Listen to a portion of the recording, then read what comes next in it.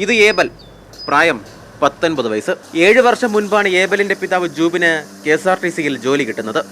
അന്നു മുതൽ വീട്ടിലുള്ള 6 പശുക്കളുടെ പരിപാലനം ഏബൽ ഏറ്റെടുത്തു.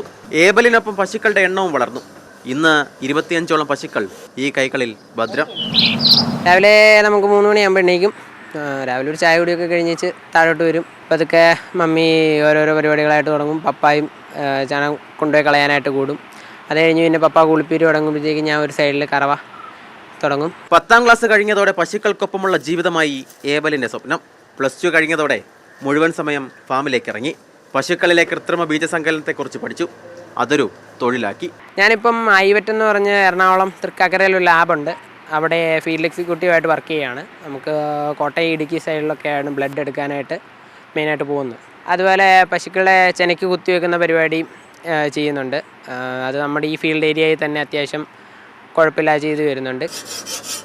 സ്കൂൾ കോളേജ് ക്യാമ്പസുകളിലെ ലഹരി വാർത്തകൾ പത്രങ്ങളിലും ടെലിവിഷനുകളിലും നിറയുമ്പോൾ ഏബൽ പറയും, ഇതാണ് തൻ്റെ ലഹരിയെന്ന്.